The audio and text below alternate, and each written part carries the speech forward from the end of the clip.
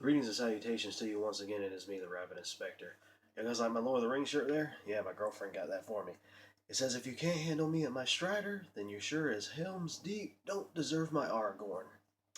Yeah, awesome stuff, definitely. Uh, Sorry for the color in the video. Sorry for how my videos kind of go a little black and then come back again. I apologize for that. I don't know what the hell is up with my phone. But anyways, I'm going to eventually end up using another camera and then won't have to really worry about this. But hopefully you'll still enjoy these videos for what they are. And I just saw it go black there. Fuck you, camera. I'm gonna try to make this short and sweet, just because. Um, Basically, what this video is about is how I choose physical media over digital media. Now, I have both physical media and digital media, but the only time that I get digital media, I'm sorry, let me reiterate myself, gaming. Gaming. Well, media as well, like iTunes and things like that. I definitely use iTunes a lot. I pick and choose songs that I like, or if it's bands that I really like, then I definitely go ahead and, get the whole album if I really want the album. But in terms of gaming, um, I mainly go for physical. One reason is because ever since I've been growing up, of course, as all of us gamers have been growing up with getting games throughout our lives, we really have always gotten fit the physical cartridges or the physical discs and things of that nature. But when the digital age started to roll into place, then we started downloading digitally.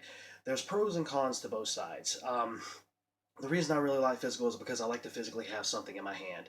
To know that it is like a physical entity in my hand. It seems like anytime you download a game, it just seems like you're getting the soul of the game. You're not really getting like the meat of it. Just the holding the disc in your hand, holding the case in there, smelling the inside of the case, smelling the instruction manual, which actually very rarely exists today. With instruction manuals. Maybe JRPGs that you get probably have a nice thick instruction manual in there, but overall, instruction manuals are pretty much extinct nowadays.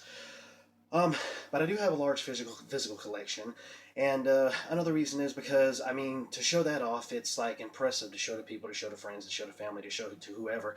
But when you just show like a hard drive or something like that, it's like, hey, here's all my games, and look, let me put it up on my screen here or on my computer or whatever. If you're on Steam, and here's all my list of games here that I got going on. It's not that impressive. It's not. To me, it has more heart and soul if you actually have a physical collection, and that's how I've always felt about it. And I will always go physical if I can, as long as physical is going to last. They're talking about, oh, the digital age is going to end up taking over one day, and that may very well happen. But the way it is right now, I'm just going to stick with physical as long as I possibly can, especially with the retro stuff, obviously. But the thing is that with physical, I it, especially on the PlayStation 4, I'll use that as an example. Um, I'm not a Sony pony or anything, so let's just get that out of the air. But the thing is, with like the PlayStation 4, if I were to download something, it would take longer, and of course, it all depends on internet speeds and it depends on how PSN, PlayStation Network is handling itself. But in terms of it dealing with like putting the disc in there, the moment you put the disc in there, it seems like it isn't sometime later, a few seconds later, maybe a minute or whatever. It depends on the game. It immediately installs. It immediately installs, and yeah, you got to go ahead and download patches and all this bullshit. But when you download it from PlayStation Network, depending on your internet speed and depending on how PlayStation Network is, it can go really slow. Like right now, I got a hold of one of the critic sale that's going on right now on PlayStation Network, and I'm getting one of the games I'm getting, which I got a few games today, but one of the games that I'm getting right now was Battlefield Hardline. When I ended up downloading it, it said it was going to take 3 hours. Somehow, I'm guessing it must be the traffic on PlayStation Network, everybody getting in there and wanting to get those deals. It can't be my internet connection because my internet connection is great. So the thing is with this is it has to be PlayStation Network or something. But somehow it jumped from 3 hours to I don't know what because I was watching Netflix at the time, and it immediately hit downloaded. So now here it is. Now I started to play it. I played the prologue, and it says you can't continue the game until the rest of the game is installing. I'm like, well, what the hell is this? So I ended up checking, and it was the application data. Application data said it was going to take 3 to 6 hours for it to download. I'm like, you got to be shitting me. So I paused it and unpaused it a few times, thinking it was kind of reset it a little bit. It didn't do anything. So I'm having to wait for that to download. And that's I hate patches when it deals with games and stuff like that. But whatever. That's the age we live in. That's what we got to deal with when we're gamers. So I'm just waiting for it to download and just take it from there. But another thing is obviously the prices can be cheaper on digital. Unless you have a sale or something going on in a store for the physical discs. You know, because you don't have, the developers don't have to worry about putting booklets out there, putting cases out there to add extra uh, charge and cost onto the game. So when you buy it digitally, you just get it at like a flat rate, especially with the deals that go on as well, like on Steam or PlayStation Network or Xbox Live, things of that nature, which is really cool. You know, definitely. Which is like I've always mentioned, if I can get a really good deal digitally, then I'm definitely going to jump on it for sure. I always end up checking the physical prices and the digital prices, but if they're really good, hey, I got to go ahead and do it. You know, saving a dollar is saving a dollar. You know, I guess you could say. But when it comes to physical, I mean, being able to have that collection and to look at it and realize that it's going to last for ages to come is just an incredible thing. And you know, because I mean, with say for example, what would happen if your hard drive just suddenly just died on you and there goes all your games and everything goes kaput? You have to get a new hard drive, re-download them again, do whatever. But when you have the physical ones, you just got them right there, you know. And that's kind of one of the things that's kind of funny. One of the complaints that I've heard is like, oh well, I don't have all this space to keep all this physical these discs everywhere.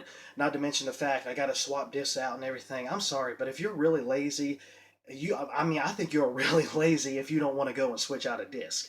You know, when it comes to actually having it physically.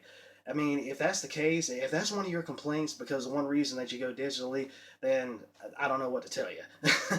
But I mean, it's still really cool that you know you can.